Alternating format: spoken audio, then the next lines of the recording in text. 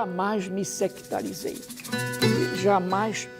jamais fui intolerante. Eu tenho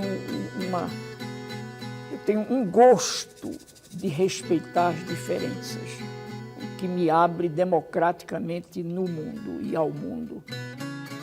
O que vem à cabeça quando você ouve falar em Paulo Freire?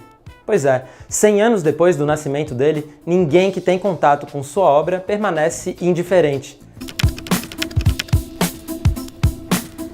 Paulo Freire começou a chamar atenção em 1963, no Rio Grande do Norte, com uma proposta de alfabetização de adultos rápida e eficiente. O aprendizado era baseado em palavras familiares ao cotidiano dos trabalhadores.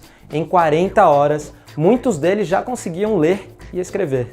Um mês depois que ele aplicou essa proposta pela primeira vez no município de Angicos, no Rio Grande do Norte, aconteceu uma greve de trabalhadores inédita na região.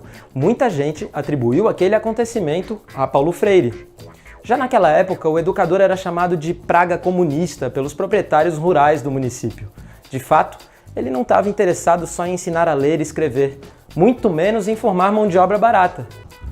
Em junho de 63, o então ministro da Educação, Darcy Ribeiro, recomendou que Paulo Freire fosse chamado para ajudar a conceber o Programa Nacional de Alfabetização, baseado na experiência de Angicos. Vale lembrar que a população analfabeta não podia nem votar naquela época. Então, democratizar o acesso à palavra era uma forma de incluir a classe trabalhadora nos processos de tomada de decisão. O Programa Nacional de Alfabetização foi lançado em janeiro de 64 com metas ousadas. Estava prevista, por exemplo, a criação de 60 mil círculos de cultura em todos os estados para alfabetizar 1.800.000 adultos em 3 meses. 64, como a gente sabe, foi o ano do golpe, e uma das primeiras coisas que os militares fizeram no poder foi extinguir o programa. Logo depois do golpe, Paulo Freire ficou 70 dias preso em Olinda, acusado de ser subversivo e ignorante. Quando foi solto, partiu para o exílio porque no Brasil não teria condição nenhuma de fazer o seu trabalho.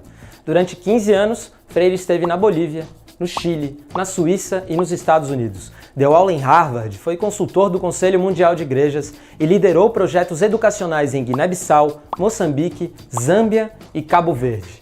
Na obra Educação como Prática da Liberdade, publicada durante o exílio no Chile em 67, Freire ressaltou a necessidade de formar sujeitos críticos. Num país marcado pela violência e pela falta de diálogos, a educação seria caminho para a responsabilidade social e política. Paulo Freire já questionava nos anos 60 padrões que se mantêm até hoje na maioria das escolas, como, por exemplo, por que as cadeiras da sala de aula devem ser dispostas em fileiras e não em círculo? Por que os livros didáticos devem chegar prontos da editora sem considerar a realidade de cada região, cada bairro, cada escola? O pensamento emancipatório que ele defendia incomodava tanto os militares que sua obra mais famosa só foi publicada no país 8 anos depois de escrita. A Pedagogia do Oprimido foi lançada por aqui, em 1974. Esse livro é um dos fundamentos da pedagogia crítica e foi traduzido até para o hebraico. Mais do que debater alfabetização, o livro propôs uma nova forma de relacionamento entre professor, estudante e sociedade. Até então, alguns intelectuais ditos progressistas viam a educação como ferramenta de mobilidade social. Paulo Freire dizia quase o contrário, que com uma educação libertadora, o oprimido não teria o sonho de ocupar o lugar do opressor, mas sim de acabar com todo tipo de dominação.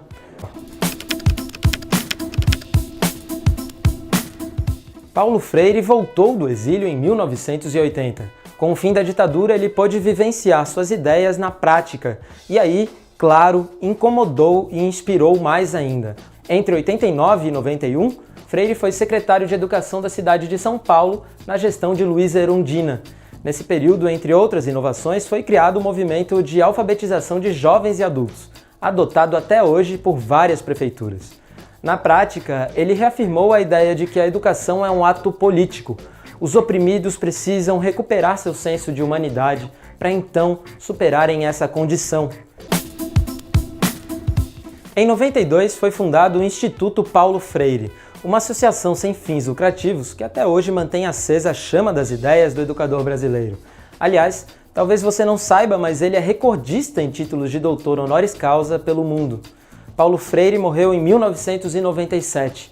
Em todas as suas produções acadêmicas, entrevistas, cartas e conversas com amigos, reafirmou os princípios da educação como prática da liberdade. A ideia de Paulo Freire era formar indivíduos críticos para transformar a sociedade e escrever sua própria história. O que a classe dominante quer é justamente o contrário, manter tudo como está para prolongar sua dominação. Com os sindicatos e os espaços de militância sob ataque, a escola se torna um espaço ainda mais importante de construção desse pensamento crítico. Se por um lado ela pode servir para adaptar os indivíduos a regras impostas de cima para baixo, seu potencial é muito maior.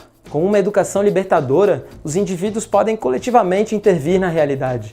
É essa compreensão que faz com que, 100 anos após o seu nascimento, Freire seja lido e estudado dentro e fora das universidades, sempre como sinônimo de esperança.